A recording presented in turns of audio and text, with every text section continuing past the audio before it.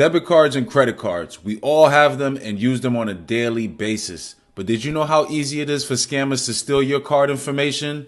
Swipe, swipe, swipe, swipe, swipe, swipe. So in this video, we're going to talk about payment card fraud, what it's all about, and how you can protect yourself against it. And if you find value in this video or this entire fraud series that I'm putting together, I would appreciate it. I'll be thankful, and I will be grateful if you hit that like button and also subscribe to the channel if you want to catch more of my content, and it will also help out the channel. So with that being said, let's get right into the information. So what is payment card fraud? Card fraud is when scammers steal card information through various methods to create fake cards for use in person or for online purchases.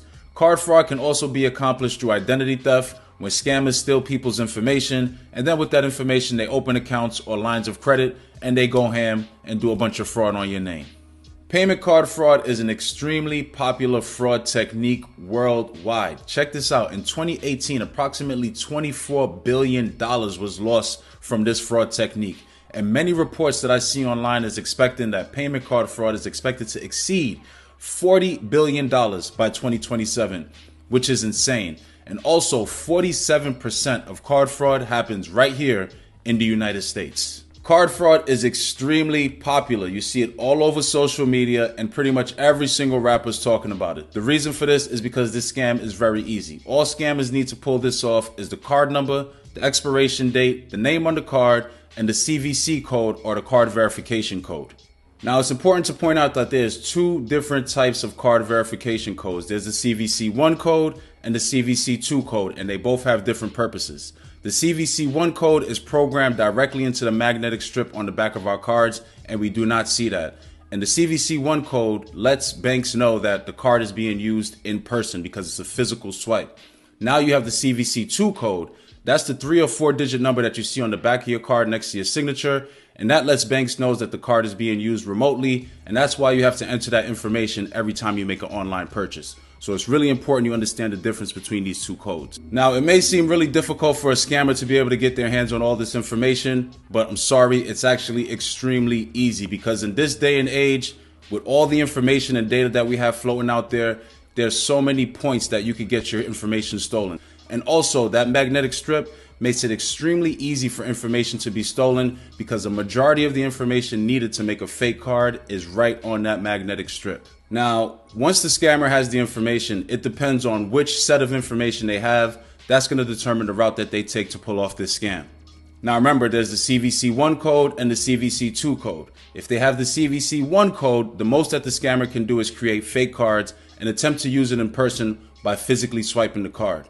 If they have the CVC2 code, the most that they could do is do remote purchases where they're not in person. So all their purchases are going to be done online and they're going to have to manually enter the information. With how easy it is to fraud payment cards, of course, banks are looking for all sorts of ways to mitigate this scam. One of the most popular ways that scammers used to do this back in the day is with a card reader or a black box device.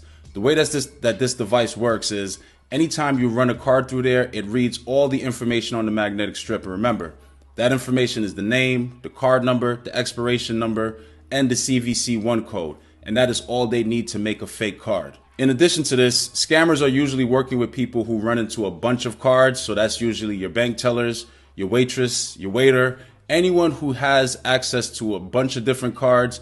The scammer is going to give that box to that person. And the added benefit of this is they'll be able to physically see the card. So they'll have the CVC1 code and the CVC2 code. So that's double trouble. So EMV chips were created to try and slow down this scam. And the way that EMV chips work are they create a one-time authentication code compared to when you swipe your card, it's reading the static 16-digit number on the front of the card. With that one-time authentication code, it's used for that one transaction and then the code is obsolete. Once again, compared to when you swipe your card, that number is used and that number remains the same. So if that information is stolen, anything could be done with it.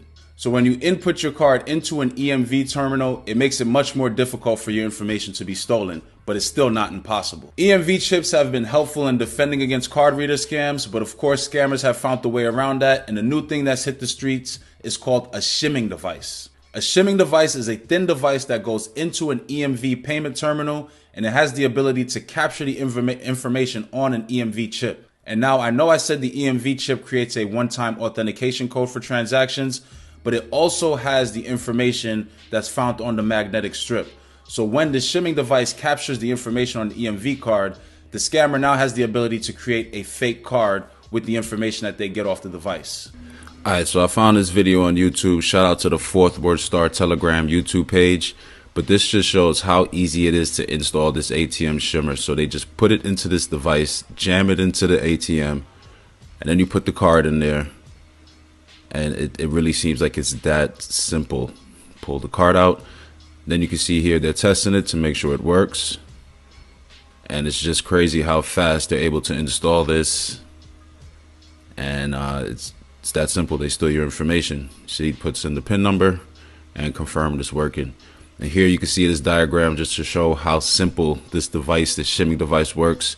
Just sits right underneath the card and it picks up all the EMV data. And I don't know how legit these sites are, but just so you can see how available these things are, I saw it on this website for €1,000, and I saw it on this next website here for 3,000 euros. So that's about 3,600, 4,000 US dollars, but it's out there and it's available online, so you got to be careful. Shimming is one of the many ways that your card information can be stolen. Some other ways include the dark web, which has tons of personal information on there, identity theft when your information is stolen and fake credit lines and bank accounts are open and used in your name, phishing calls where they're able to get information and once again steal your identity and open accounts and lines of credit in your name. Corporations and databases are constantly getting hacked. It's almost inevitable that information will be stolen sooner or later. And anywhere you hand off your card, your information is being exposed and can be stolen and replicated. With how vulnerable card information is, the best thing that consumers can do is actively defend their accounts and also defend their identity. So I want to share some advice with you. The first thing I would recommend is set account alerts on your debit and credit cards. So anytime it is used, if it's not you, you will be notified immediately. In addition to that, you want to make a point to check your accounts regularly. So if you see any unauthorized transactions, you can report it to the bank immediately. Next, when it comes to your identity, you want to make sure you're checking your credit report on a regular basis. I would recommend at least once a month so you don't see any unauthorized accounts being open or any account credit inquiries that were done within that time frame. Also, if you're not planning to use your credit for any reason, this is something that I do. I highly recommend freezing your credit because if you don't need it for any reason, there's no need to leave it open. And if you do need it, you just call up the places, you go on the website and you can get it unfroze very quickly. The next thing, and this blows my mind, please do not write your PIN number or any of your personal information on your card or keep it in your wallet. Don't keep your social security card in your wallet because if you have these things